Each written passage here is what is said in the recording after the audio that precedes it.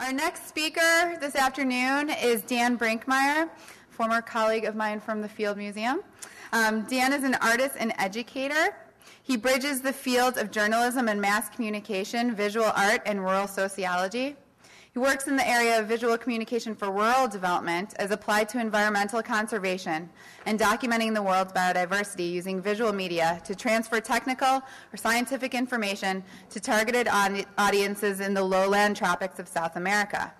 He has projects in Peru, Bolivia, and Ecuador, and I had the unique opportunity of working with him last summer in Bolivia. It was very, very educational. In addition, he provides training for scientific staff in museums and research institutions in Cuba, Uganda, and the Democratic Republic of Congo.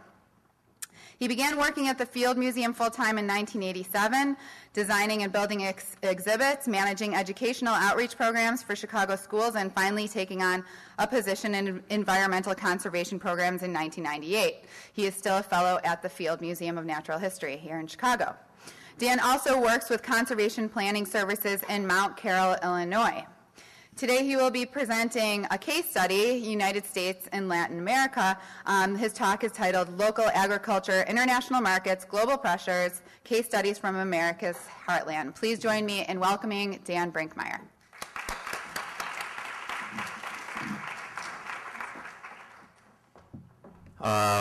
Good afternoon. I was going to say, what was I just going to say? I hope this will be entertaining for you. This was actually rather interesting for me to put this together because unlike I think many of the people you'll be hearing from during this, I'm not really an expert on marketing or economics, that type of a thing, but I thought if anything I would bring kind of a different kind of perspective to this, which is someone who is from a farm in Illinois and is actually returning to the farm. One of the reasons why I decided to semi-retire from the Field Museum was actually to go back home and work in conservation, but work with individual landowners. I've been doing that so many years in other countries that I finally said, why don't I go back and see what's going on where I'm from and where I'm, actually on my own farm. So, it didn't seem right after a while. So. Anyway, so this has been a rather, like I say, a rather interesting thing for me just to put something together. And so I could have done a couple of things. there are a lot of facts and figures and things like that. I probably could have. I did find, and I had some things of my own to begin with. But I said, why don't I just show you some pictures? And the idea is that I want to kind of show you a little bit about how this affects people here in the United States and the world. I guess the market links that we have. That everybody sort of knows they are there. People actually do talk about it, but it's sort of one of those categories that we just don't know much. And one of the things you also have to understand, in rural areas, you get outside the city, information sources are rather limited. Now that I've been spending more at home, and it's just kind of maddening in a way. We have access to one small newspaper. You listen, the radio is pretty much horrible. It's all AM. I'm going to actually become quite a Rush Limbaugh fan. Not really, but anyway. But again, it's not necessarily the fault of people out in rural areas for not really knowing what's going on. They just don't have the same access to information and media sources as people here do. That's improving a little bit, but again, we don't even have internet on my own my family farm. So I have to go into town to the town library and sit in front, in my car and hook into their wireless. To check my email when I'm out there. So anyway, let me get started. And the other thing is I want to make sure that is again, I may just start talking, and if you have questions, please ask me what those are. I'll try to get through this.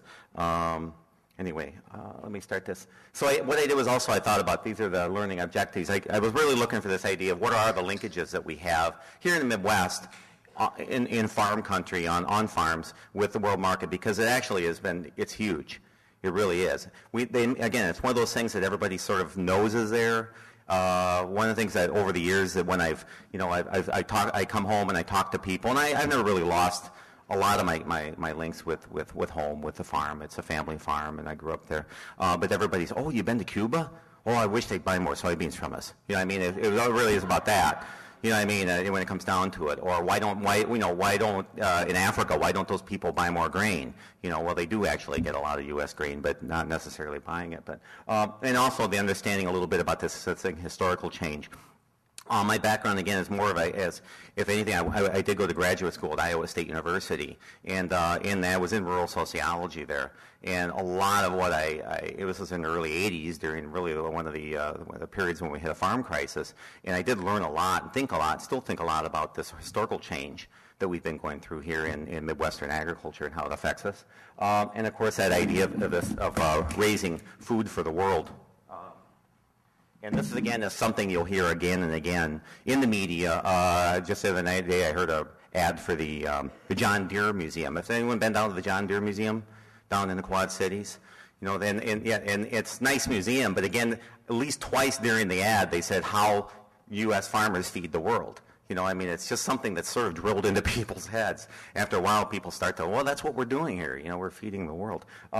And again, it's actually a task. It actually is a real thing. How are we going to feed?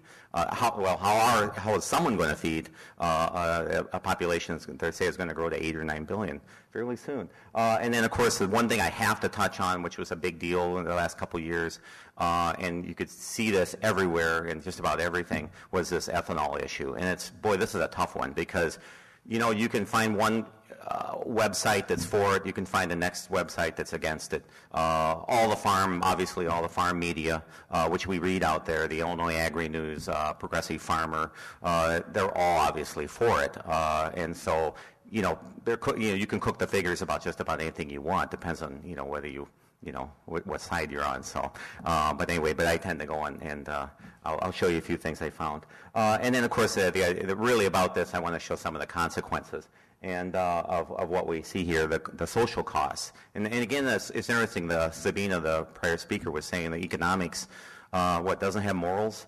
When we got this idea, and when you think about things like ethanol making fuel out of a food source, and for many people really probably should be an ethical issue, but that's something that doesn't. I haven't noticed it enters into the discourse very much, though.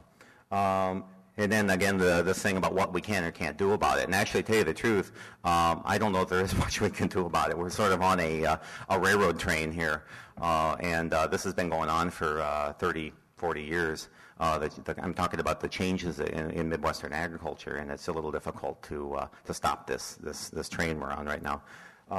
At least we know about it. And again, overall, the thing as a person who I have spent a lot of my career, one of my specialties has been in soil conservation. And when I tend to go and look at this, I tend to think about the environmental issues, number one. And again, when it comes down to what we're talking about with agriculture today, it really is about this pressure that we have now. It's not just producing grains for food, but it's also for fuel, and which is a pressure on the market. And then the other thing we have, the other side, which is this what's the issue with our land productivity? And there's a lot of issues going on with that. So we sort of have a conflict. There's a built-in conflict here. And again, just as a contextual thing, I am from Mount Carroll, Illinois. I was born there. It's in Carroll County, which is, if you follow North Avenue out, turns into Route 64. You wouldn't want to do that. It'd take you forever, but, because but anyway, but eventually 64 will go through Mount Carroll. We're just 8 miles east of the Mississippi. And so I kind of grew up, always in that area and on a farm. My father also was a soil agronomist. He worked for the University of Illinois Extension Service, so I kind of saw it from both sides as a farmer, and also the side which is informing farmers about new practices. In other words, we were probably part of this change that we went through over the years. Excuse me. Put this right here. And the other thing I was going to add too is that Carroll County is a county that's a pretty small population. It's not one of the poorest counties in Illinois. There's some in southern Illinois that are quite more economically advantaged, but we don't have any industry. Agriculture is really sort of the only thing that we have had going there until recently, with the kind of a boom, with interest in tourism, that kind of a thing. And but I'll talk about that, and I'll also come back to this what our things are going on with our farm, and I'll explain what's going on there. But that's my family, and I still going back and I'm making hay again and, learning, some new skills, it means work in a field again. And I thought I'd start off with this. We're talking about markets, and this is something that's a true story. Maybe some of you remember this, maybe some of you don't know it. I don't know how you feel about Oprah Winfrey, but this is it's not an international, well, actually it is an international market issue because it did affect the international market as well. But my parents up there were small farmers. We always had a small cow herd where we raised the calves and then we would sell them. Well, everybody does this. I mean, when you look especially at northwestern Illinois, which is unglaciated, eastern Iowa, southern Iowa, down into Illinois, you find farms that have like areas of marginal land that are really just suitable only for pasture, and so you have these small cattle operations. And these people really, they work hard to keep these calves alive and to feed them and, raise a few calves or whatever. So, and this is a true case. I think it was April 16th, 1996, a fateful day. My mom and my dad, they loaded, something like 25 calves into their trailer, and we always sold them at the market, the cattle market, kind of like international trade over in eastern Iowa, over at Maquoketa. They had to cross the Mississippi River, and they loaded them up and took them over there. About the time that they were driving over there, Oprah was on. And what do you think that Oprah said? She said, it's just something, it was actually a show about mad cow disease and the unsafe practices, and really there hadn't been a case of mad cow disease in the United States, but basically it came out that this was a danger, and she said she would never eat another hamburger or just stopped her cold from eating another burger. The market plummeted. And my parents leave the calves off. They get the check the next day. They lost like 20 cents, pound per calf. And just really kind of like, wow, how could this happen? I mean, it's just basically they didn't understand. I mean, how could what someone said on television, do this to them? And in some cases, Oprah was sued by like some of the cattlemen's operation or the associations, that kind of a thing. But I think what it kind of teaches you is that the market's fickle. And there's other cases for this as well. I think I put this up here as well. Oh yeah, swine flu. Anybody heard of that? Yeah, this has been driving them nuts. The Illinois farm newspapers or whatever keep talking about this. No matter what they do, they cannot get people to understand that this doesn't come from pigs. And yet, so it's really affected the pork prices in terms of the market. They're talking about, on average, hogs in the United States were worth like $20 less per hog. Just because people no, it's swine flu. So these markets are fickle. They're based on misperceptions, what people hear, that kind of a thing. It doesn't take Oprah Winfrey necessarily just to do it. Especially when you talk about some of our major trading partners, Mexico, and they basically have cut down many of their imports. And then, of course, don't remember this. I was sitting there and I was thinking, wait a minute. I know of a case where there was a huge hit on the grain markets. Jimmy Carter. Who actually was a pretty nice guy, whatever. But, remember when the Russians invaded Afghanistan way back in, the day? Well, basically Jimmy Carter came out with a grain embargo. I remember this. There were farmer protests. There were people driving tractors into Chicago. They were dumping grain, like down in front of the Board of Trade. I mean, there was all these protests. People were really ticked off. Ronald Reagan kind of won on the basis. He said he's going to immediately get rid of the embargo if he was elected, and he was elected the next election. But and the thing about this that's rather interesting is this right here. When they talk about the consequences of the Russian grain embargo, actually it really started to spur this dramatic growth in South America's agricultural production, because there are areas of the world where people are able to ramp up production. They do have resources. They say, well, okay, there's a market there. It's not being covered by someone else because of something. And this actually, they can go back and they can look at some of the, there was already Amazonian deforestation, but on a much, much larger scale starting about this time. I'm not saying this is a smoking gun, but they actually start to look at this. So anyway, and the other thing that people remember about this is that for the first time, farmers still even talk about, remember that when the government got involved and they went and they had a grain, well, the idea is that the government's working against people. They have this incredible control over things, whatever, and it's making U.S. grain kind of undependable, for the first time in the world market. So these types of things, these kind of memories kind of die hard for people. And, they still, people will talk about this almost. I know it's almost like it's happened yesterday. And the other thing I was going to talk a little bit about our environment here also I think it was Sabina talked about what absolute advantage, whatever. Wouldn't this be our absolute advantage over the rest of the world?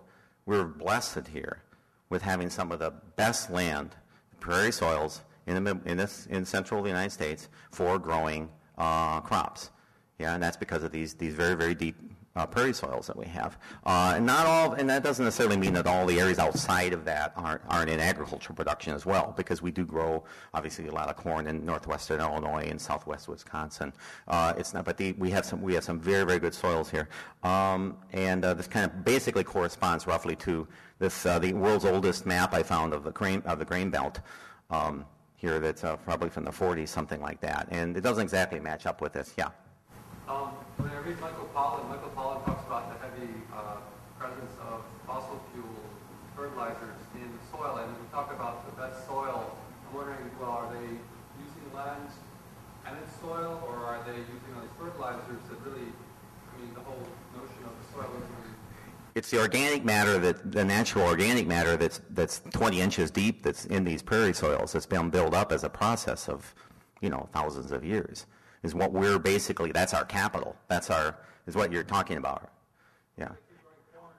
Okay, we'll get to that. Yeah. No, that's right. Yeah, because, we'll talk about that. But there's a natural organic, again, an absolute advantage that we have here that many areas of the world do not have, and that is what's that? The whole state of Iowa is... Southern Iowa is not that great. That's more like cattle country, that kind of a thing, but it still falls within the, listen, this is like from the 40s. Maybe I just found this,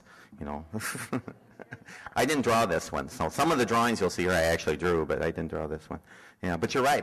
I think it's spotty. There are spotty areas within this and that don't have the same soil types. Soils are one of the most complicated sciences, by the way, of any of the natural sciences.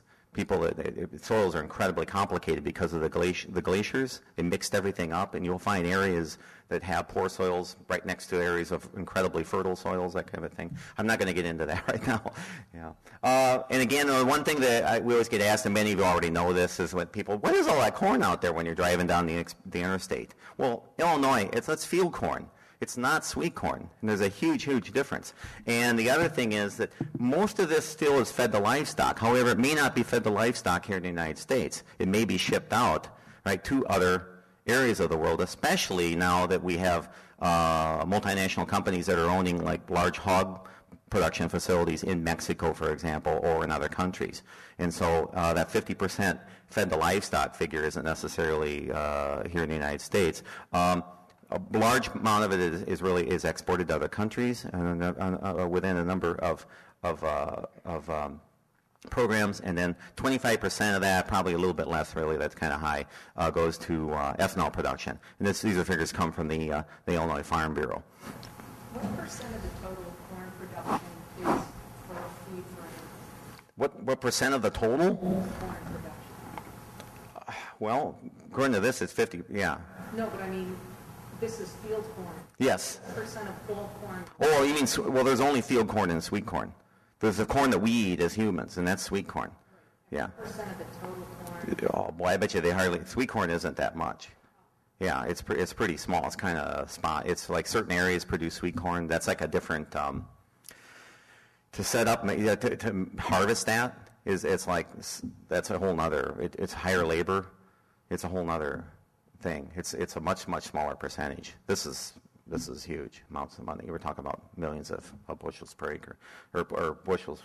And the other thing is, I thought I'd throw in, because a lot of the land out there is also in soybeans as well. And I'm mainly going to talk about corn, I think, today. But again, we exported more than a billion bushels in 2007. Yes. What do we make high fructose corn syrup from? Field corn or sweet corn? That's mostly from field corn. Yeah. Oh, yeah. See, a lot of it's like processed in that's your margarine, and they make plastics out of corn. Corn goes into so many different. Yeah, that's right. Coca-Cola, exactly.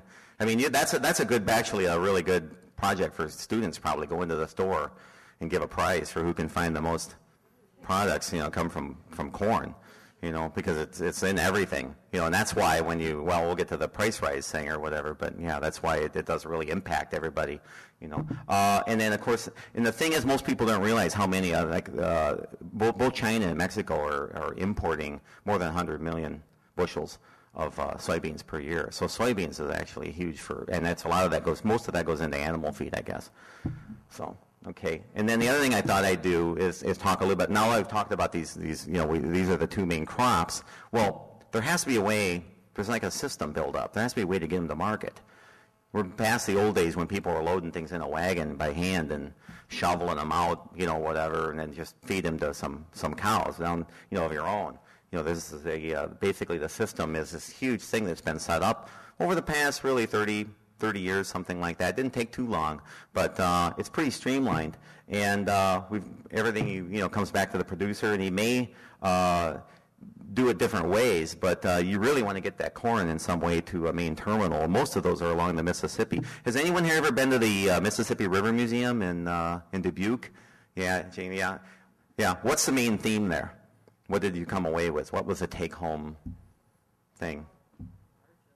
What's that? Waterways all feed into one, yeah.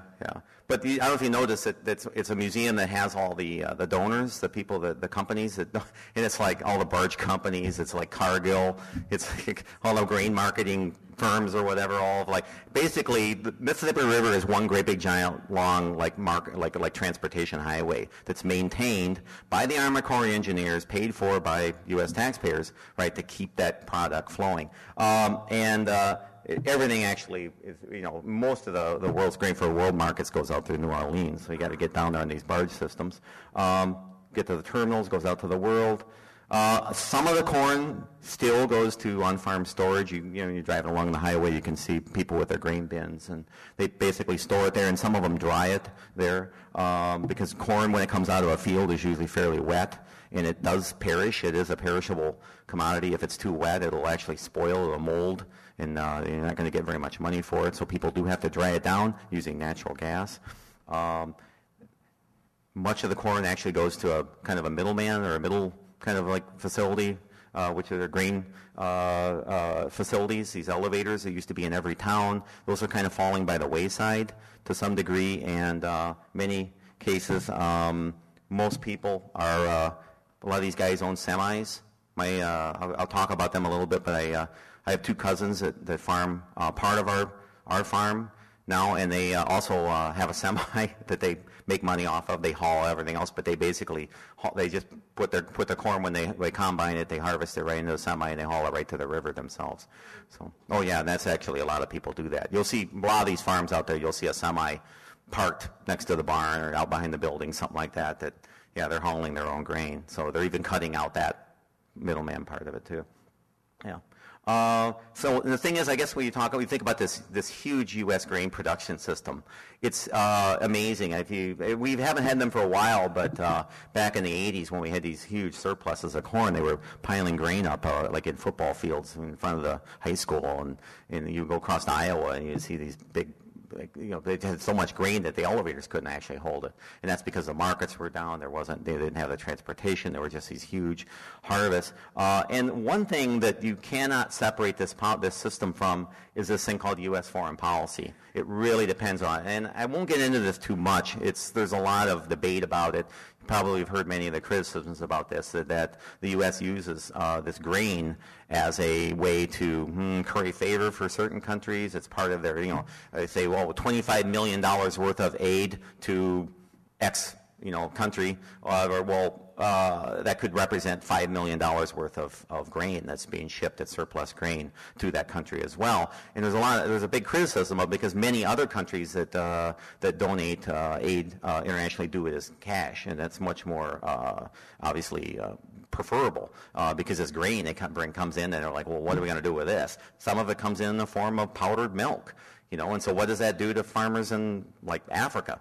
whatever. Well, what's their incentive to actually have fresh milk when they dump all these other products, surplus products from the U.S., into their markets. So that's a whole other story. But maybe somebody's going to talk about that a little bit. But it is an issue. Most people, obviously, who are farmers in the U.S. don't really think about that part. All they know is that grain's going somewhere. It's not something that most people are really thinking about, but they could. But again, it is definitely used as an instrument of foreign policy on a huge scale. And the other thing that I could talk probably an hour and a half about this, and maybe somebody will, this thing called the transnational grain merchants. And what's funny about this is it's until, I don't know, maybe 20 years ago, something like that, it really wasn't all that well known, like what was going on in its market, because it's so secretive. It's one of the biggest. Yeah, the Carroll family, and it's like a privately owned company that they kind of describe it as almost like semi-governmental, quasi-public, whatever kind of almost companies or whatever, that nobody has really any idea about what they really own, how much money they're dealing in, that kind of a thing, and very, very secretive. The first one again is Cargill.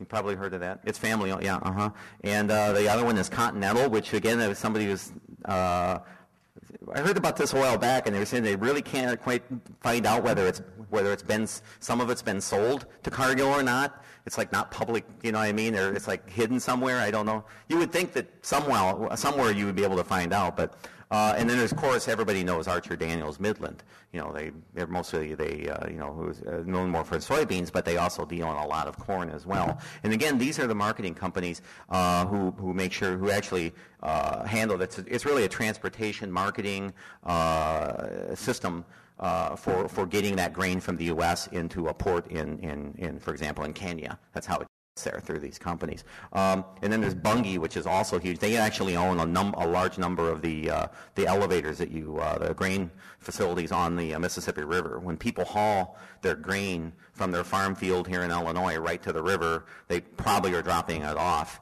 at a grain facility that's owned by Bunge. And Bunge actually has a lot of Asian connections as well, and it's huge. They deal also with a lot of rice as well in Asia. They say that I don't know much about the Canadian Wheat Board. They say it's kind of similar. It's kind of like a very secretive. You don't really know exactly what's going on. That's huge as well. And then the other thing about this or whatever that I really don't want to get into is it comes up all the time. People know about it, and that's the commodities trading that goes on, Chicago Board of Trade. And farmers know about this, and they basically, when people talk about it, they know, hey, wait a minute, somebody's making money off of the paper that's related to a commodity that I'm selling. You know what I mean? But then it stops there. You know what I mean? That kind of a thing. They know. Some farmers actually they obviously trade in the futures market. They do that. But they also lose money, too. Remember, there's got to be a loser, if there's a winner. So, yeah.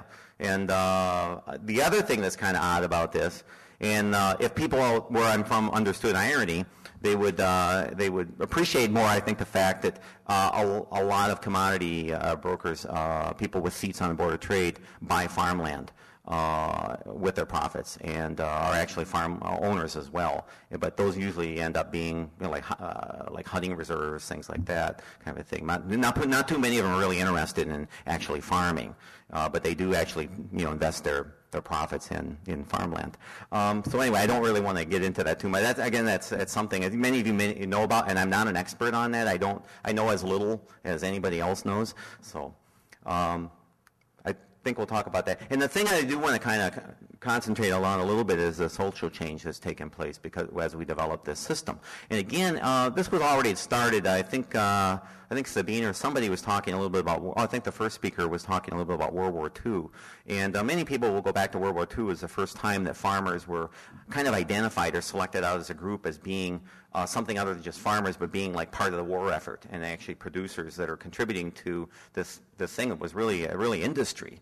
And for the first, and gradually up in about the 60s into the 70s, for the first time, kind of people started to think about farmers, really not just farmers, but they're agribusinessmen, or in the case of the government, they started to really look at this as just one more sector of U.S. industry. Not a way of life, not as it had been really. Most farmers, they grew food for other people as well, but it was really it was higher than subsistence farming, but they raised a lot of food for themselves, and they basically sold off the extra. One time there was probably a farm in the United States that didn't have chickens, and they had eggs, and they basically made extra money off of selling eggs to people in town, to their neighbors, people that didn't have farms, that kind of a thing. And they sold the excess that they grew, on a small scale, and it was sort of like the perfect local market. And for the first time then, though, we're starting to talk about an actual government policy beginning in the 70s, which is like, let's change this a little bit. And one of the things that sort of drove this too, one of the consequences of that is I've heard this maybe 25 years ago. Some older farmers were talking about, nowadays these guys they're fitting the land to the machinery. It's not that, they're not, in other words, they're not buying machinery, right? That's to the scale of the land that you have. But basically, people are buying machinery, and then you go in with bulldozer or whatever, and you basically change the landscape so you can turn around with a 36-row planter. That's what that is. See how many? Well, people used to farm with a 2-row, 4-row. We had a 4-row for years. 6 rows pretty good, but that's 36 rows. That's one machine? That's one machine. You pull, yeah, that's right. You make one pass, you plant 36 rows. You can whip through, a couple hundred acres of planting corn, and people go into fields and they're done in a day. They come back. They don't come back until they harvest corn in the fall. They don't need to. So this is an industry. This is mechanized farming at its purest. Does anybody have any idea what these machines cost? What this machinery costs? There's a great website called Tractor House. I'm not joking, and it's used farm machinery. Everybody gets on there, and it's like browsing the Sears catalog, except for farmers. But it's all used machinery or whatever. But even a used planter like this is probably going to run you around $300,000. So we're talking about an economic scale. When you think about farmers, you're talking about people who have access and use a lot of money. That's right. A combine's $300,000 easily. And the thing is, now it's getting to the point. I still go to farm sales where people sell, consignment sales where they sell older farm equipment, that kind of a thing, and even smaller combines that are only 20 years old, something like that. They can't even get bids on them. Nobody wants them. They're not big enough for most people. So, yeah. What's that? You can. Oh yeah, custom. Yeah, you can buy a farm and you can have somebody put a crop in for you. You can have them come and they can combine it for you. That's right. You can do that. There's custom farming. People do that. Sure. Yep. And I always go back to this. This is sort of my Bible. You actually pass this around. This is a nice little. I bought this in a used bookstore in Iowa some years ago. It's called DuPont. Put it out in early 50s. The story of farm chemicals. And this is basically, I love looking at this thing because it's sort of a snapshot in time. They looked at a farm, they looked at all the progress that people were making, and they kind of puts it in historical context. And these are a couple of things out of that. And basically, it's still back when farms were diversified. You look at that there. You look at that guy. This is like a guy who's farming like 100 acres in Pennsylvania or something. His name is Burkholder. And look at all the products he's growing there. He's got dairy cows. He's got, looks like he's got a vegetable garden. He's raising some corn. He's got chickens for eggs. He's raising some small grains to sell. This is a true diversified farm. At the same time, look at the progress they're making. And I really like this because this actually, when they talk about progress on farms, everybody says, well, yeah, but it used to be a lot of work. And why don't they go back to using horses? Well, because you used to spend more time raising grain to feed the horses. Than you did, raising grain to sell just to feed those horses. So that tractor basically replaces all those teams behind him, whatever, which is a pretty telling thing. Nobody's ever talking about going back in time that way, but some guys actually still farm with horses just because they like it, but not very many. And then the other thing is rather telling from that DuPont piece of propaganda or whatever from their nice publication is this right here. This is what they're going for. And during the 70s, especially late 60s, 70s, there were a number of councils, there were a number of foundations that did these research projects, working hand in hand with the government, looking at, well, how can we improve the quality of life of the rural population? Because up to that time, many people, were only getting electricity in the 50s. People were not considered to be, up to par with their urban neighbors. You know, they didn't have the same things that they had. They weren't, let's say, didn't have the quality of life that people had. Well, look at this. I mean, this is Burkholder, all the farm products that now he has access to. This is like a 100-acre farm. And these are all the chemicals that they piled up that he uses to produce, you know, what he produces during the course of a year. And as well, look at all the household items that they can now have access to over there, where his wife is proudly showing. So this is basically, I think, what, you know, you can look at the history of farming in the United States, and this is like kind of where the beginnings of that are midway to where we are today.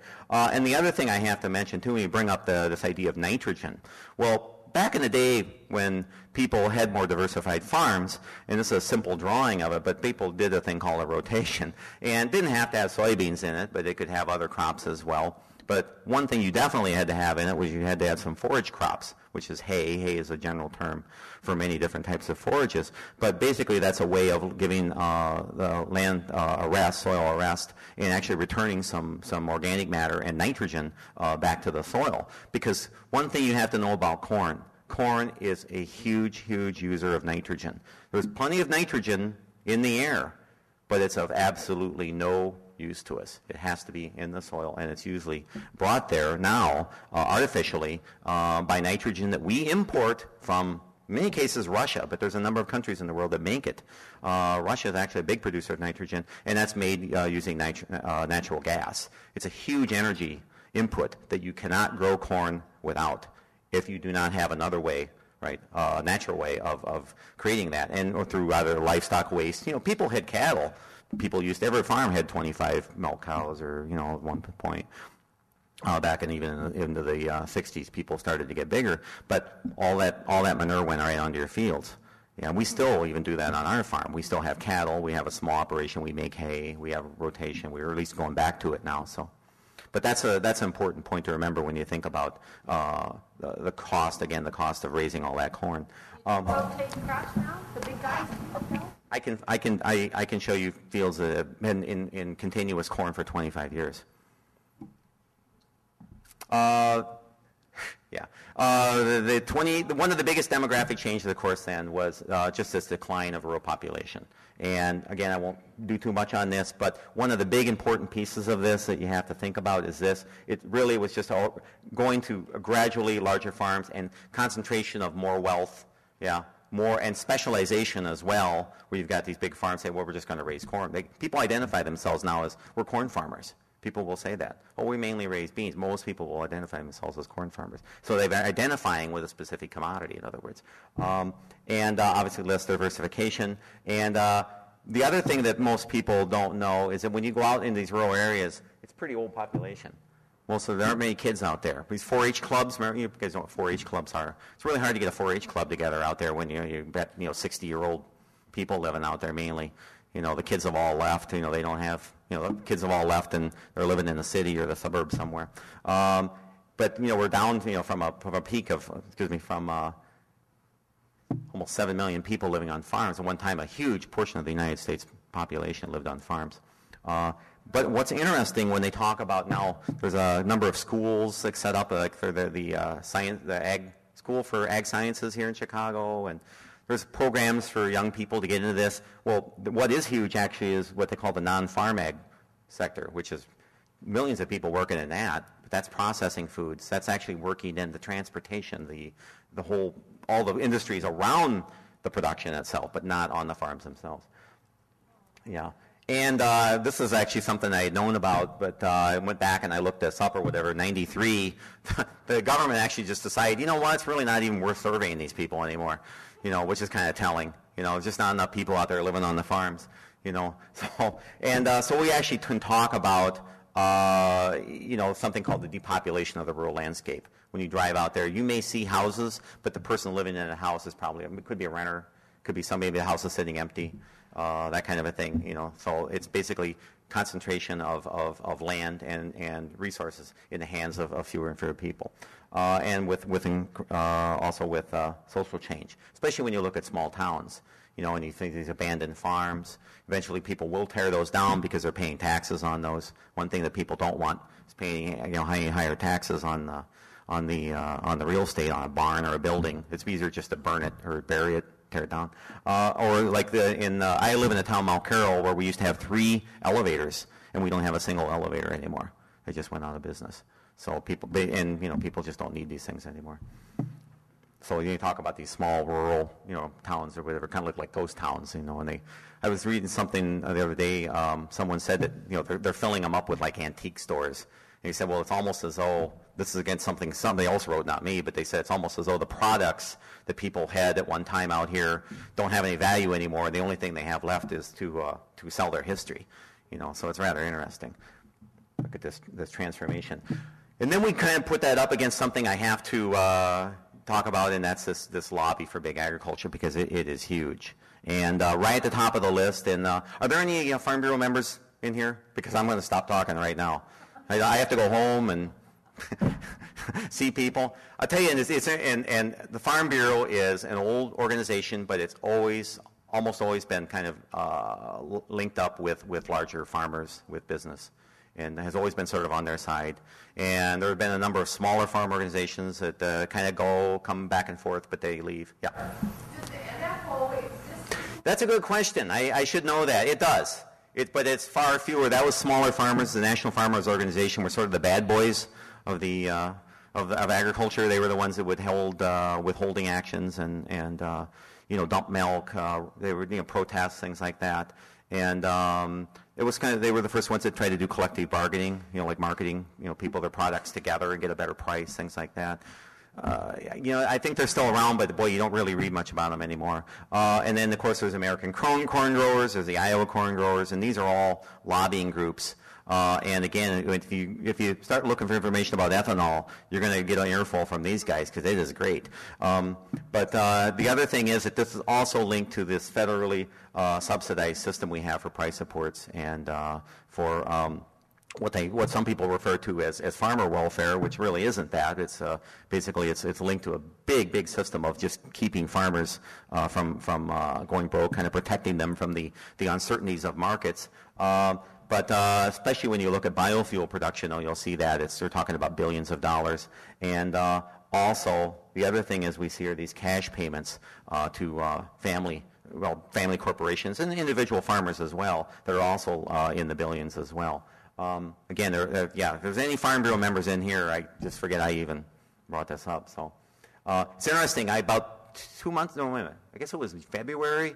I was out at home, and I got a call from the Farm Bureau office in our county.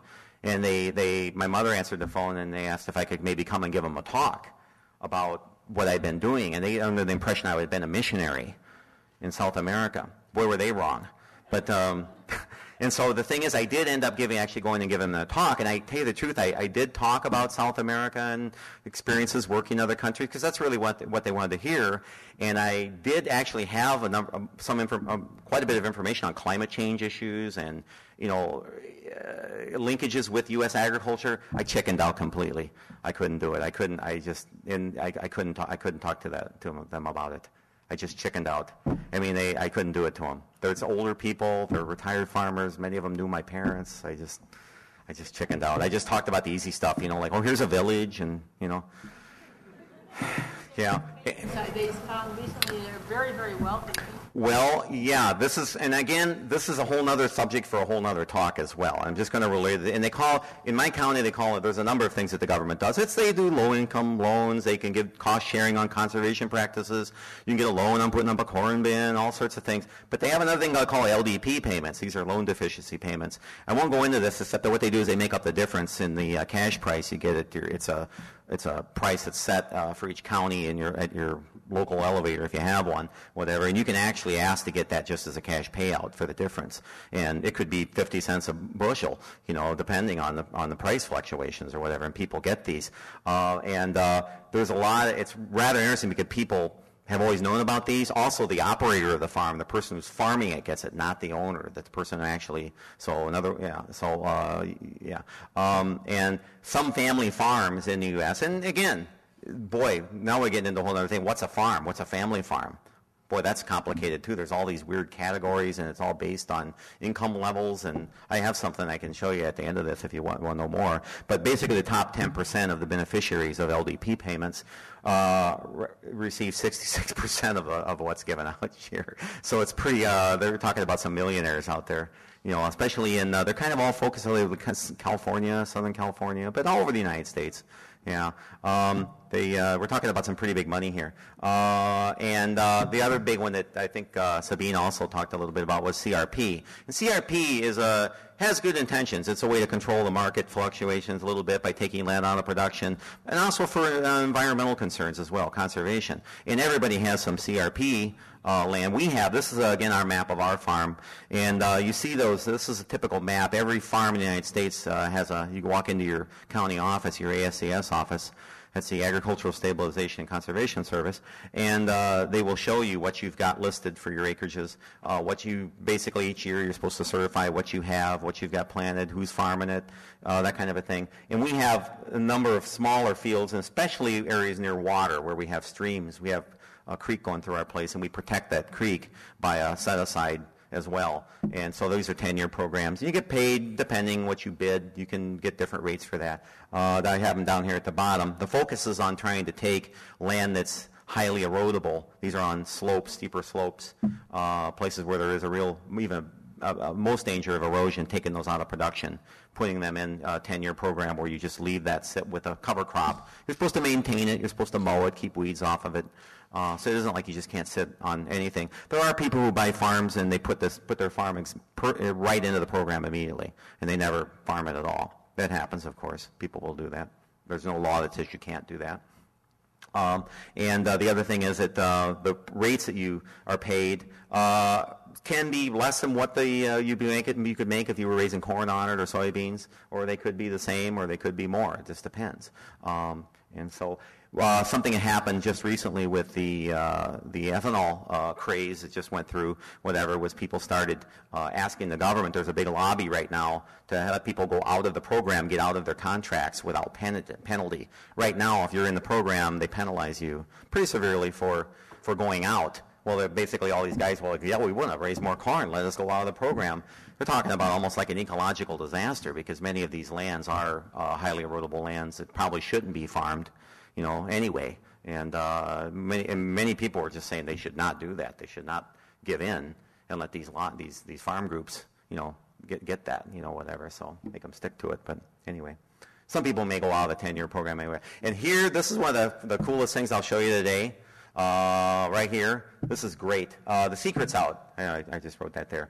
But this environmental working group worked on this, and basically there have been some lawsuits about this because a lot of the farm groups are upset about this. Because you can go onto this website, it's the Farm Subsidy database, and you can look what people are getting paid in your county. This is like reading somebody's mail. I mean, for a little while that we had it at home, my mother actually had the internet, and I was like, Mom, what are you looking at? Oh, look here, I'm seeing what so-and-so is making. I'm like, oh, man. This is like something that they do not want people to know. This is, anybody here know the Tautses? Because I'll stop right here. My neighbors, big farmers will farm all around us. Anybody here? Because I'll stop talking right now. I'll just go on. Okay. All right. So Touts boys farm all around us, big farmers, whatever. And look at there. Look what they're pulling down, huh? Look at that over the course of a few years. Couple mil. There. Now again, they're making money selling their product as well. This is a subsidy. This is gravy on top. Now, a lot of the research is they're looking at this very closely, is that, okay, number one, too, is they're saying, well, we could just give them the money just flat out and there wouldn't be connected with any government program, whatever kind of a thing. Oh, I guess they could do that too. This makes it look a little bit better because it's supposedly a way to prop up markets and keep farmers from going as businesses. But at the same time, what are they doing with that money? What do you think they're doing? They're buying other land. They're buying other people out. They're getting bigger. Sure they are. Sure they are. And the other thing that this working group went and looked at was they looked at the zip codes that are linked to these, and they're looking at how much people are making over what, like, say, average incomes are for those zip codes. You got a county like ours, you got people that are making $20,000 a year, barely getting by, and you got people who are pulling down, extra money on top of what they're already making. So it's wealth on top of wealth in a way. But Anyway, so this is a neat website. If any of you know any, just don't say it came from me. Don't mention me. And again, like I say, if anybody, don't mention anything to Touts Boys about this, because I don't want to have to, you know what I mean, get some dirty looks when you drive by them on the road there, see them across the fence. So, yeah, it's touchy. This is really touchy stuff. Yeah, it really is out there. And again, I'm going to run down through this. By the way, are there any questions up till now? I've just touched on a whole bunch of little weird things. Yeah. They thought I was going to talk about being a missionary in South America. Yeah. These are people who are very close to the land. I mean, they must have some kind of affection for, the integrity of the soil, et cetera, but maybe not. I mean, I'm wondering, is the culture such that the bottom line is what's important here? That's right. And it's all very well good to talk about being good stewards of the land, but, the competition is competition. I have to do this. I mean, is that the culture? That is the culture. And that's basically, it's the trade-off that people have, everybody needs. There's an example in Argentina where they have sustainable farming with cattle and then growing grass, and how they manage to make it very profitable. So they've experimented alternative systems to make it more sustainable. Is there any reception? I'll talk a little bit about that at the end. There's not. And it's because the people just don't have the motivation yet. Where I'm from, to go into more sustainable. We talked a little bit about carbon market, and thinking about getting payment for carbon sequestration and things like that. People have heard of that, of course they have, but they're making too much money on the waste. There's no economic reason for them to do that. I mean, now they'll do it. I would say they'll do it if somebody just decides to pay them for something they're already doing anyway. That will be good money. Subsidies. Right. Well, that's the thing. But when subsidies. You talk about political parties and, yeah. Yeah, the thing about subsidies, again, is like, it's as much of Democrats as it is of Republicans. You can't, boy, that's like a sacred cow. You're looking for trouble if you start talking about pulling away subsidies. This is a tough one. Yeah. Yeah, and again, what's people's motivation for doing something different? Right now, people are happy. I mean, they're making money. They have been making money. Nobody's really suffering, so, yeah. Anyway, yeah. You're talking about grain subsidies. Right, on the big marketable grains, yeah. They don't have subsidies for tomatoes, yeah. Why don't they? I don't know. I don't have an answer for that. There's a guy, this Michael Pollan, actually, I think he almost always starts off every argument about that. He says, how come we don't have, equal government support for other commodities, other farm products, than for grain, wheat, soybeans, sugar, those are the big ones, and because there's nobody advocating for it apparently that has I would guess there's no power behind it, I guess, look at the system I just showed you that's built up about those commodities. You don't think you're going to change, you know what I mean? Like I say, that's a train. That's something that's on its way. It's difficult not to derail that train, I would think. And again, ethanol is like a whole nother world. And like I said, you can find one website that'll say one thing, and you'll find another website that says the exact opposite. Facts and figures are really getting thrown out right and left. It did start to take off here with this 20 and 10 thing that George Bush had talked about. This independence from gasoline and 20% decrease in 10 years. And that really and there's been a number of different energy policies that have been put in place. It's also especially linked to the last farm bill. And what it kind of is generally that's going on is there is a worldwide shift to this idea of biofuels. And it's not just from corn, but there's actually a huge interest in, especially this thing, soy diesel. Soy diesel actually is from soybeans, and it's actually you can power pretty much a tractor off of it. And what's interesting about that, it was driven first by farmers themselves. Is it has anyone heard of a magazine called Farm Show out there? It's about farm innovation, but it's about like people being like their own crazy inventor in the barn. They're trying things out. It's a great magazine. It's about farm innovation. It's about people trying things out, experimenting with machinery. But there was a whole issue about a year ago that was all like on-farm production of fuel, and you can people make their own little soy diesel, put machines or whatever out of like an old water heater or what. I don't know what, but it's amazing that there's interest in that. And what's funny about that, there was a case back in the early 80s when ethanol's been around for a while. There's been people lobbying for ethanol production for some years. It's not exactly new. And there was actually a farmer-driven kind of like a movement towards ethanol production on farm back in the early 80s. It never really went anywhere. The idea was that farmers could produce their own fuel, just with their excess corn. There was so much corn, rather than give it away, sell it for nothing, burn it in your house, and people were doing that, but they were also experimenting with making ethanol too. So it's not exactly a new idea. Plus, there's also the oil crop issue, which is more palm oil, things in Southeast Asia, and that's like a whole other talk as well. If somebody wants to get into that, what's going on in South Asia with these big plantations for palm oil. That's an ecological disaster taking place on its own that nobody hardly knows about. And then there's the cellulosic production, which people do know a little bit about. And the question would be, where are these fuels, where are they going to come from? The cellulosic thing is rather interesting because these are like based on prairie plants or grasses that actually have more energy in them, but it's just like the production process isn't there to actually get anything out of them. But you don't have actually the erosion that you have with these plants as you do with corn or soybeans.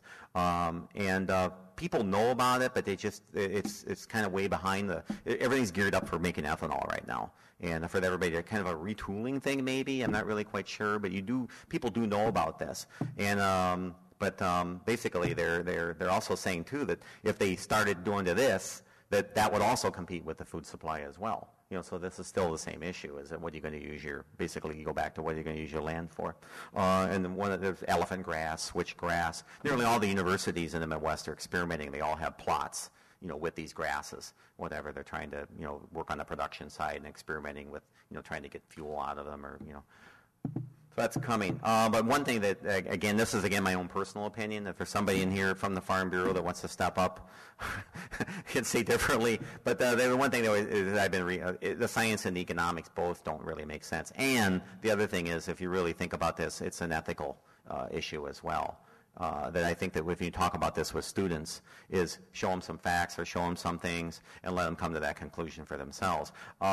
Because when it comes down to it, without the subsidies, without that, as much as 82 cents a gallon, it's just not going to, stand up to being competitive with gasoline alone. So, it doesn't make sense. And the other thing is that you got very few, gas stations in the United States that even sell that E85, which is the straight ethanol, and more ethanol. And then it's just a huge business on its own that has sort of a life of its own, the way I understand it. It's very difficult to stop it now. Obama dropped the hydrogen fuel. He did, yeah. And I was going to say is that one of the things obviously everybody knew about, but and again, you can go to the Illinois corn growers. I remember actually hearing interviews on the radio where saying, "Oh no, you're not going to see an increase in food prices." Nobody wanted to see anything bad about this ethanol, like use. They just completely denied it. And in fact, it actually even affected actually cattle producers, because people who had feedlots, they were finishing out cattle, they use corn for that. Well, basically, you have nothing but a bunch of empty feedlots here in the Midwest now. There's hardly anybody has any cattle on feed. People have been talking about the advantages of grass-fed beef. Well, you're going to only see grass-fed beef from now on, pretty much. That's the only thing there's going to be. It's going to be pretty rare to find anybody feeding any expensive corn to an animal anymore.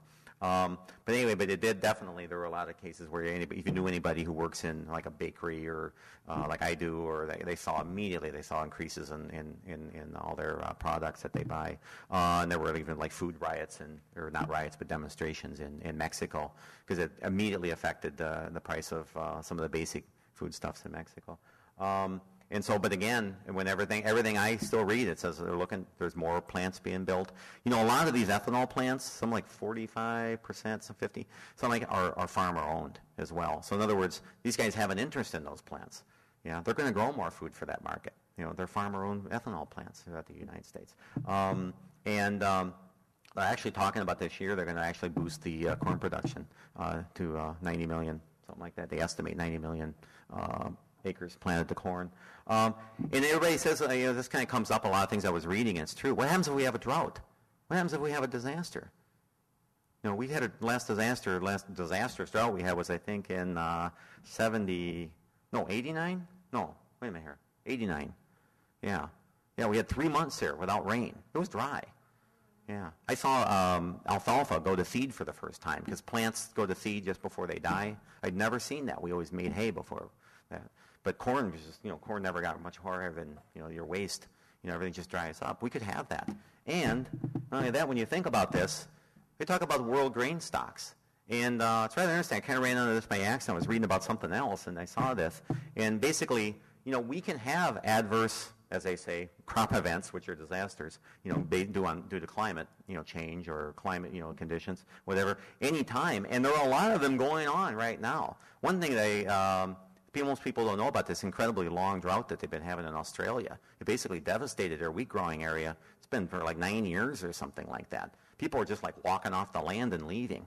It's that serious. It's a huge, huge problem. So we can have these disasters, and this will definitely affect, right, the price of corn, the overall, as they say, the world grain stock, that we have available to take care of problems in other countries.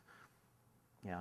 And there's another thing I just happened to, this is completely by accident, I didn't even know about this, but there's this new wheat rust that's moving around. And one of the things that they're saying, it's going to travel. It's this global, communication, transportation system we have. Somebody's going to bring it to the United States. It's going to happen. And so they're working feverishly on developing some new hybrid strains to actually combat this thing. But unfortunately, they have to go back to lower yielding strains of wheat. In other words, won't have the same, won't yield as much, to be able to fight this thing off. But it's coming. I didn't even know about this, and apparently it's huge too. Wheat stem rust. Yeah, there's a lot of diseases out there that can go around. We have them in our corn crop and our soybean crop too.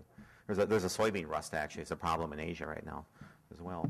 And so the reality is more global demand. On top of this, car drivers want more fuel. They want to drive their cars.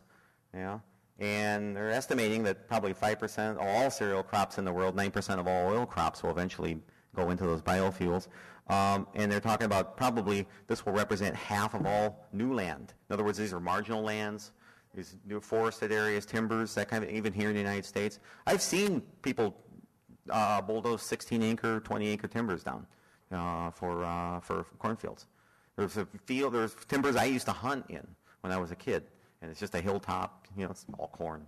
And what I was going to say is that when you think about, there's a couple of issues with land use and environmental damage, when we look at the landscape. And one of the big ones is really erosion. And they have this thing they call the T factor, the tons per acre issue. And we know that we're probably losing soil. It's like some people say there's going to be a 20% increase just simply because of the ethanol market alone. It's been driven, and so. But that's a very difficult thing to measure. Also, these are all estimates. And one thing is you'll always find. I actually worked a lot when I was in Iowa on soil erosion and working with farmers, understanding how what they thought about it. Why most people would say, well, I don't have any erosion problem. It's because it's basically something, unless you have these great big giant ditches, most people would not think that they have any, but there are lots of different types of erosion spread out over a field. But you're talking about tons, of loss per inch.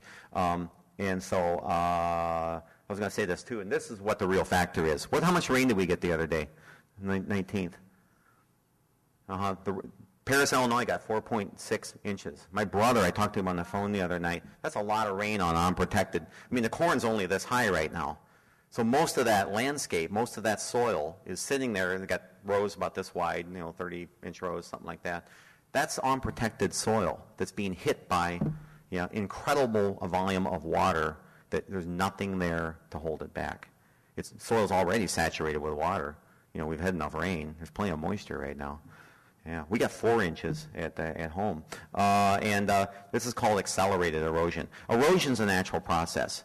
Yeah, but what we are doing by our agricultural practices is we are actually creating accelerated erosion, which is we're basically helping, more soil erode at a faster rate than it normally would. Most people say a loss of 4 tons of soil to the acre is replaceable, it's acceptable. Most people don't really believe that, but that's what they go for.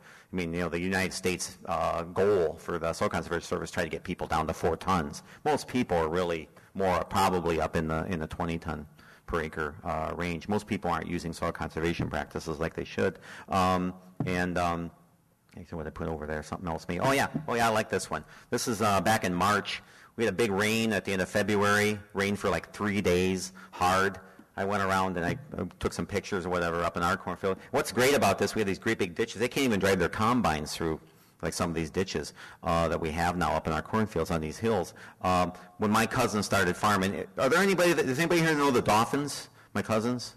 Because I'll just stop right here. Okay, when they started farming our place, they're relatives, we can't say too much, right? But they basically farmed right through all the waterways, all the soil conservation practices that we had in place for like 25, 30 years. And, they're renters, they can do what they want, but we weren't happy about it, but nobody said anything, they're relatives.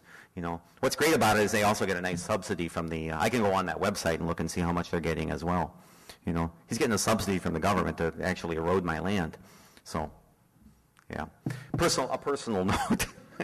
Don't anybody go back there and tell them what I've been saying about him, please. I'll never be able to, So we are losing one of our natural resources, our soil. This is just around us. This is my neighbors, whatever. And what people do is you see the bulldozer up there, the crawler. People try to go and like push the ditches back in and then they just wash right back out. And this guy actually they have something. You can kind of see at the top. There's a top of a grain bin. That's called a push-up terrace, where you actually put a terrace up and there's like you try to control the flow of water through there through a number of like a system of pipes, and so the water drains for it. What actually had so much rain it pushed the whole terrace out, actually. And that's another thing that happens. It actually ruins these conservation structures that they put in, which are very expensive. So. Yeah, and this is right behind our barn. Again, another personal note. This is just from the other night. I talked to my brother, and we have to have a water. This is up through our pasture. This area drains a very, very large area back to the east of us, and very few of those people have any waterways, anything. The whole water. So basically, this is just like a running, like an outlet for all the water strains. I don't know how many acres over to the east of us, whatever. And he said the other night, this is all gone again. After we just put another tube back in, we haul dirt in from somewhere else, whatever. This is the third time this year. You know what I mean? So I'm getting tired of this. So we're going to have to do something here. I don't know. Are you supposed to put another plant in with that corn? How could they prevent this erosion? Well, if they had some kind of a cover crop, yeah. Right, you're asking how could you prevent erosion. Be honest with you, if you're planting corn, you're planting some of these crops, it's very, very difficult to prevent erosion. Right. You have to have some kind of a cover crop if you can. It's the one thing that you can do is you can try to leave more residue on the surface of the ground. And all land has erosion. Even land that's fairly level has erosion. So it isn't just on things that are on slopes. So, question? Yeah. You build ponds. So you use conservation ponds. Yes, you can. In fact, what I'm going back to here was one thing we're going to go back into the government and try to get some government assistance to build a retention pond above us. So basically, then there'll be like a dike or another area above us which will catch all that water and let it out at a slower rate. So basically, it doesn't wash out our tubes and our bridge, behind our barn. So, yeah, and that's something that the government has a big interest in. And to tell you the truth, they wouldn't be interested in it right now to help us with any kind of cost sharing, other than the fact that there's a feedlot. There's some people that do have cattle above us, and the one thing that the government's concerned about, and this is huge, is nitrogen coming down these waterways, down these water systems, and into the Mississippi River and into the Gulf of Mexico. So they're going backwards, and they're starting to go up at this level, right, and start to actually to try to control some of this runoff that's basically loaded up with nitrogen, also with herbicide residue such as atrazine. But this is a new thing that they're asking people to cooperate in this. So we want this help. So we're talking about above us, they're building a whole structure. And again, that's a picture of our farm. And you see what basically there's one big farm. These probably were, in the old days, these were around us. Trying to see. Here's our farm. Well, that's basically, there was a farm here. This was a separate farm. That was a separate farm. That's a separate farm. that's a separate farm, that's a separate farm, and those are all owned by one person now. We're surrounded by someone all just only raises corn pretty much, and some of that shouldn't really be farmed. All that water, where I was showing you just now, where we're looking up this valley, all that water that drains down through here comes down these valleys. There's really nothing there to hold it back. There's no water control, waterways, anything. There's nothing there. Especially right now, the first few months of the production season after people plant corn, or when we get these goalie washers, when we get 4 inches of rain in a day, there's just no way that you can hold that amount of rain back. So, all right. And so again, we're just talking about soil erosion rates here, like at the level of the Great Depression. When they had the Dust Bowl. Everybody knows these photos. Whatever. But that's for a different. That's wind erosion, and those are out west. We're talking about people losing. In some cases, that state of Iowa has lost like half its topsoil. Something like that. We're talking about incredible amount of environmental devastation happening just because we're growing too much product on it. Just can't replace itself. What's that? Yeah, what's that? Oh, sure, I can. Yeah, and again, these are all these are all pretty much boilerplate. These are standard figures for soil loss. Nobody can really argue with these. But again, soil loss is really difficult to measure. Like I say, you can stand out in the field and it won't look like you're losing anything. It's very, very difficult to persuade farmers, that they have an erosion problem. They'd rather just not address it. And again, there's conservation measures. You can do no-till. There's things you can leave more residue. But really, it really doesn't help. And again, this is a cool website that I found. Go to the Museum of Science of Minnesota website, and they have one of the best interactive little websites. It's just one cell from it or screen from it, but it explains this whole. Look at one of the best things I've seen with this drainage system through the Midwest and down the Mississippi. Those are all farm fields basically that are draining into one place and creating this huge dead zone in the Gulf of Mexico. It's just getting bigger. I mean, look at some of the satellite images of that area, and it's just a huge, What is that? It's the Gulf of Mexico watershed. Yeah, right. And so the government is very, very concerned about this, and that's why they're going backwards, and they're starting to go up the sources for this. So there's actually a lot of money right now to do research on water quality in some of these small streams around farm fields, things like that. And again, so rented, this is another issue I have to just mention real quick, is rented cropland. Oh, there are a lot of renters out there. People get old, they get retired, they move off the farm. They want to, one of the number one rules is people that own land, you never sell it if you don't have to. People hang on to it forever and ever. It passes on the family, the kids rent it out to somebody else. But some of the best cropland in the United States is actually rented. And what's your incentive for a renter to put in conservation practices, to take land out of production, to put waterways in, to get a lower yield, when you're renting it. You're paying, in some cases, over $200 an acre now. Farm rent for corn ground went from like $110, $120. Now it's like $225, $230 in many areas of Illinois. The sale price. What's that? Sale price. Is that gone up? Oh, for land? The ethanol market created inflation. Sure, it did. Sure, the price of land. It's kind of leveled off a little bit. Yeah, but there aren't many farms to sell. Number one, people just aren't selling them they're hanging on to them. So, yeah. But anyway, so in other words, renters it's a problem. When I worked for the government back in the late 70s, early 80s, I actually had access to a lot of these figures from my own county, and I was shocked at how many people lived in Texas and California. You go back and you look, and they're basically relatives of someone who it's inherited land. But the thing is, it stays in the family, and they rent it out to someone. That's very common in the United States. Half the farmland's rented. Yeah. So real quickly, I'm going to finish up with this. How are we doing on time? Yeah, okay.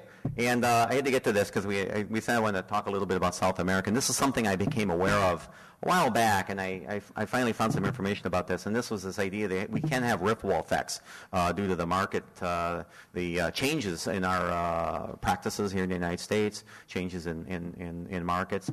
And they call these indirect impacts as well. And one thing we definitely know is that when farmers here in the United States responded to the need for more corn due to the ethanol market, is that immediately producers in other countries see that, and there's the demand for soybeans is still going to stay the same. People are going to, okay, I'm not going to plant so much for soybeans this year. I'm going to plant more corn.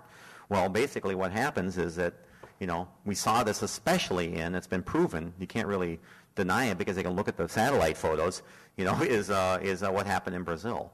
And basically what they look at, there's a number of ways, and there's some really interesting websites you can go to look for, and you can actually see, for example, these are fire counts. In other words, these are areas that are being cleared in the Amazon in Brazil, and most of this is actually newer fields that are being cleared for soybean production. And what's interesting, again, if you understand irony a little bit, is that the United States, basically, our model for soybean production is something that we helped Brazil develop. I mean, I think back into the 60s or whatever, and my father did work for the Extension Service. We had people from Brazil all the time visiting us. We knew people from Brazil. When I was even still at Iowa State, I knew probably a dozen people who worked for the Brazilian soybean research service or whatever, that kind of a thing. It's huge. Soybeans, are really something for Brazil that it was a government policy. They're just going to grow more of it for the world market, and they will respond like this. So there are those connections or whatever. They definitely saw in 2007 this increase in soybean production, and I actually made up a little graphic when I heard about this. And one thing that's interesting, just prior to this, Brazil was getting all these. People were congratulating them on what a great job they had done of actually lowering their deforestation rate, in the previous couple years, whatever. And next thing you know, due to the responding to the need for more soybeans for the world market or whatever, next thing you know, they're deforesting an area. I kind of figured it out. It'd be just like if you went kind of on the other side of where would that be, like St. Charles maybe or something like that, and you drove clear over into eastern Iowa and you didn't see a tree. Think about how hard that would be to chop all those trees down. We're talking about a really, really large area of the Amazon that's been deforested, just in basically for soybean production. Yeah. Now, is that our fault? Again, I really held off that day. I went and I did that night. I did that talk to the Farm Bureau people because I was just I couldn't talk about this. I didn't want to. One thing you don't want to do in these discussions is make someone feel bad. I just can't do it. I just don't want to do it. Someone else could maybe go there and present this in a different way. And I think people would like to know and to discuss this, but I don't know exactly how to do it yet.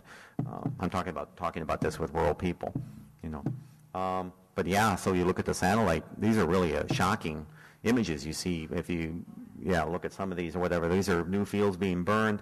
Also, Brazil is sort of up at the top of this picture here. And what you see that's northern Bolivia, that's the border right there. Well, this is actually the other area of South America, which is quickly being not necessarily all deforested. A lot of this is sort of kind of like lowlands, but it's not necessarily intact Amazonian rainforest, but it's still forest. And it's new lands that are being cleared for soybean fields in Bolivia. Basically what Bolivia did in the central area around Santa Cruz, if any of you know that area, they've adopted the Brazilian model for monocropping, which is based on soybean production as well. And they actually are not really a factor like Brazil is, in terms of the international market, but they're going there. Anyway, so these are pretty shocking. So in other words, and of course, what happens when you think about this, it's not even just the energy that you expend while you're growing a crop, so on, but it's the energy that you've expended while you're clearing that forest as well. And basically, this all ties into this, this idea that you're just releasing more carbon into the atmosphere. Mm-hmm. Right. And could, depending whether you believe Al Gore or not, could. That's really a good thing to go to the Farm Bureau with, is talk about Al Gore, whatever. I'm not going to try that, but and of course, we're talking about conversion of lots of land, not just for soybeans, but also for the cattle markets as well. And many times they actually, after the lands have been, especially in the case of in Bolivia, after they've cleared land for soybean production, they actually revert back to pasture for cattle, which is even, fewer people, benefiting from that. You get. And these are really ecologically fragile lands as well. You're talking about 4 or 5 years of production. In many cases, you're just creating more poverty because often in Brazil especially, poor people move onto those lands and try to just carve out a living out of what's left, what little fertility is left in some of these lands. So anyway, so we got, again, just to sum up, that current generation of biofuels is produced from the current food crop and feed crops. There's a threat to food security, you could easily say. And there's deforestation, there's contamination, lots of it, because all these, Brazil, all these, DuPont, Monsanto is a huge player, and they have a whole other company that works just down in South America, is based in Brazil as well. But you're talking about huge amounts of farm chemicals used, just like they are here. And that increased demand is probably going to be in the tropics. We can also increase some land production here in the United States, but we're a little limited in that. So is this the way forward? That's a shocking photo I found of Brazil, the scale that they're operating at. Here farmers have one combine, they're pretty proud of that, but here you got these huge companies that are, have these huge farms in the Amazon. And we got some choices to make. Maybe some of you have seen this before. I've showed it somewhere else. But this idea, this is something good to try to visualize this, for students especially, is the idea, what's a bushel of corn worth in terms of its fuel? It's, okay, well, how we got some trade-offs here. We got some choices to make. Can we feed people, through that somehow, either through, nobody eats corn directly. That's always cited every time you look at these statistics. Well, people don't actually eat the corn, but they use it in many other ways. It's in many products, and it also is used to feed livestock as well. But you're talking about filling up a tank of an SUV, something like that for, what you get out of that bushel. Or the other way I saw here was you can drive a car at 60 miles an hour. You just went through a bushel of corn. Corn weighs 56 pounds, roughly. Or this way, the cost. Look at 1 gallon of ethanol. And man, I'll tell you, I put that up there because, wow, the internet is just full of different figures for how much water you use to make a gallon of ethanol. It ranges from anywhere from 4 to 10. I've seen 2 all the way up to 1,000. And it's like amazing. Okay, what is it? It's just, just like the same figure goes for how much more energy does it take to produce a gallon of ethanol than you get out of it. And some people say it's 40%. Some people say there's a gain. It's all over the place. You don't know what to believe. But especially you even think about how much soil we're going to lose per gallon. They're talking about, at least 20 pounds of soil per gallon, something like that figures. So we got those choices to make. Here, and, we can help people in other countries make decisions as well. And the other thing I just going to mention real briefly here in the United States is we talk about where's that new farmland going to come from. We're actually using up farmland for other purposes, especially development, urbanization, at a higher rate than what we can make up for through higher production figures. We can always boost. We can always grow more corn. We can always put more fertilizer on, right? We can use crop improvements. We can, but we're not going to just make any more land necessarily easily unless we start going after all the little nooks and crannies and of timber, that kind of a thing. So we've got a lot of growth here in the Chicago area alone. Yeah, and the rate of loss of farmland is actually increasing, exponentially here in Illinois, especially compared to other states. And do I have like a minute or so, something like that? Yeah, we're a couple of minutes. It's worth bringing this out because I actually get asked by this. Well, what about local food? It's a fair question. Actually, how many of you know about this? They just passed this new bill, this Illinois, what do they call it, the Food Farms Jobs Act, which is basically trying to put more emphasis on local production of food for people here in the state and whatever. And it's true. A tiny percentage of what we spend on food actually comes from within the state.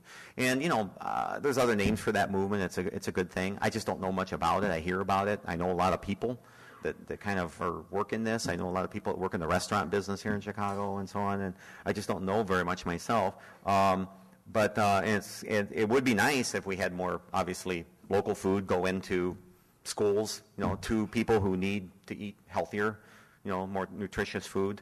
But, from what I've seen, and everybody keeps talking about it, it's just really expensive.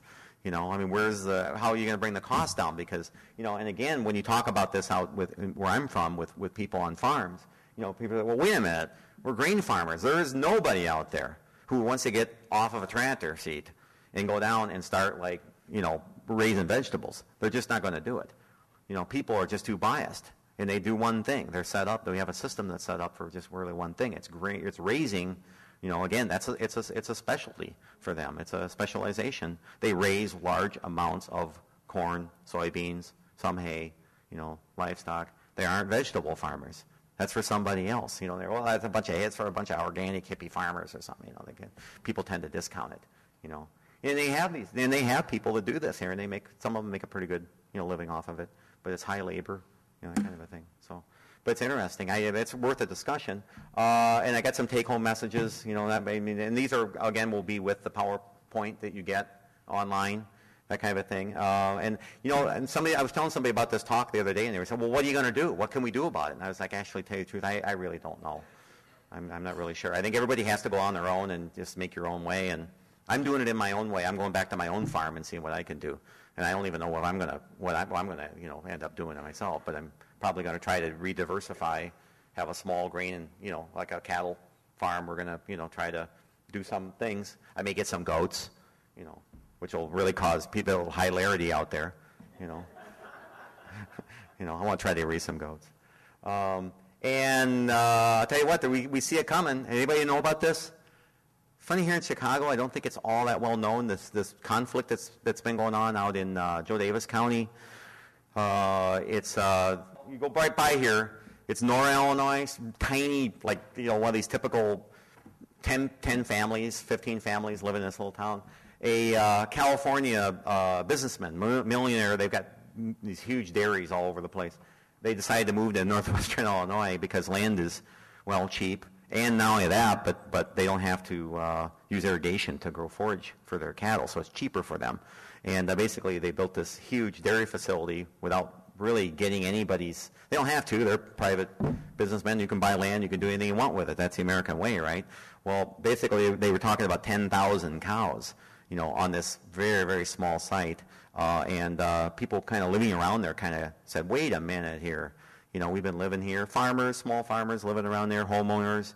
There's older people that they've lived there all their lives. They really don't want to move, because of a huge $10,000 farm. Well, he scaled it back to 5,000 cows, but basically it's a huge conflict out there right now. And people are saying keep away, go back to California. I mean, this is coming. I mean, and the thing is, how can you stop this? So that's one thing is that people buy land, they can have a right to do what they want with it, right?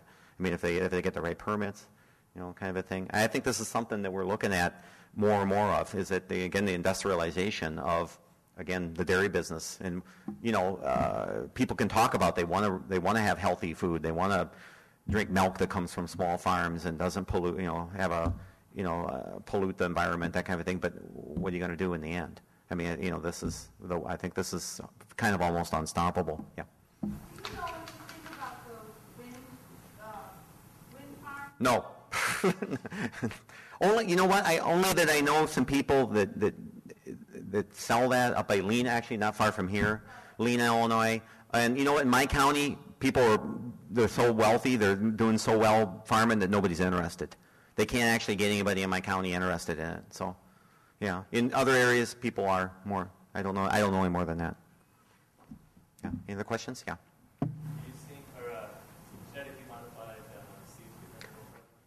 You know what?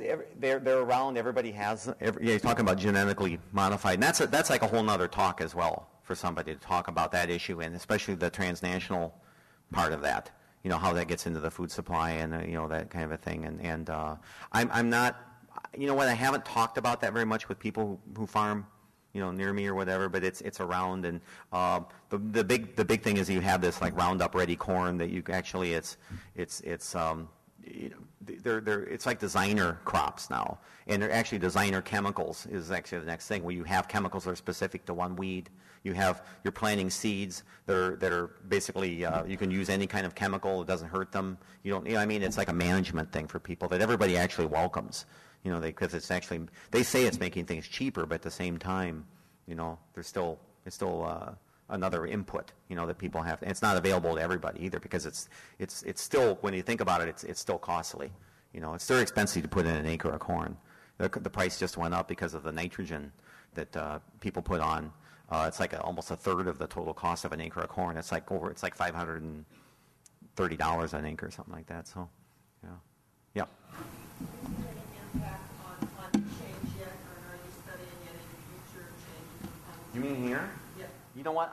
I haven't. I'm talking about climate change locally, like here. And again, I did have that talk with the Farm Bureau, and I was brave enough just to talk about climate change, but in other countries and other places. And but it's interesting to think about. You know, if somebody wanted to, you could start to go look at rainfall figures. You could look at a number of factors or changes or things. Okay, what's different today than it was when 30 years ago or 50 years ago? And especially with an older group, like people you find in the Farm Bureau meetings who have long memories. I remember years ago when we had our last drought in 89, 80, so whatever. And, boy, it was amazing how much people remembered about the last big drought, which was in the 30s, you know. I mean, they could remember specific details, and everybody was talking about that. But I mean, to kind of put it in context about maybe there are changes today. You know, but I think that they're just not thinking that way about climate change. They'd rather not think about it, and so. Good. Thank you.